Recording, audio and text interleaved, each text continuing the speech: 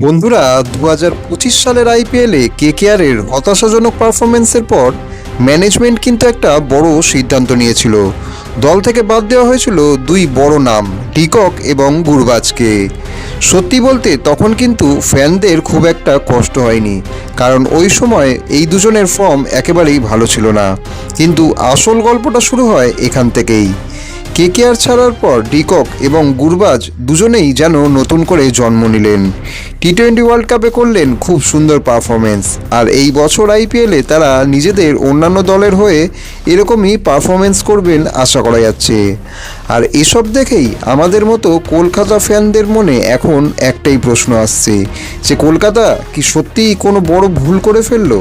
এদিকে এই দুজন চলে যাওয়ার পর সবচেয়ে বড় সমস্যার মুখে এবার কেকেআর রয়েছে, তাও উইকেট কিপার চুজ করা নিয়ে। কারণ এমন একটা পরিস্থিতি এখানে দাঁড়িয়েছিল যে রঘুবংশীকে দিয়েও কিপিং করানোর চিন্তা করানো হচ্ছিল।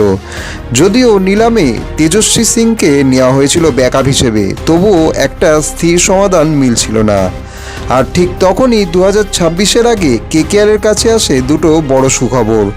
দলে যোগ দেন নিউজিল্যান্ডের দুই তুখোর ক্রিকেটার ফিন অ্যালেন এবং সাইফার্ট। এখন প্রশ্ন এটাই যে কেকেআরের হয়ে উইকেট কিপিং কে করবেন। ফিন অ্যালেন হলেন একজন এক্সপ্লোসিভ ব্যাটসম্যান, প্রথম বল থেকেই অ্যাটাক করেন, ম্যাচ ঘুরিয়ে দেওয়ার ক্ষমতা রাখে। কিন্তু একটা বড় প্রশ্ন আছে, ও কি ভালো উইকেট কিপার? অন্যদিকে সাইফার্ট একজন প্রপার উইকেট কিপার ব্যাটসম্যান, উইকেটের পিছনে দাঁড়িয়ে বোলারকে গাইড করে, ডিআরএস নেয়, স্টাম্পিং সব কিছুতেই সে বেস্ট। আর মজার বিষয় হলো নিউজিল্যান্ড টিম নিজেও কিন্তু অ্যালেনকে দিয়ে কিপিং করায় না, তারা ভরসা রাখে সাইফার্টের ওপর। 2026-এর পারফরমেন্স দেখলেও সাইফার্ট কিন্তু এগিয়ে, বেশি রান, বেশি গুরুত্বপূর্ণ ইনিংস, এমনকি ফাইনালেও 50 করে দলকে টেনে নিয়ে যাওয়া, সব কিছুতেই ও অনেক বেশি নির্ভরযোগ্য।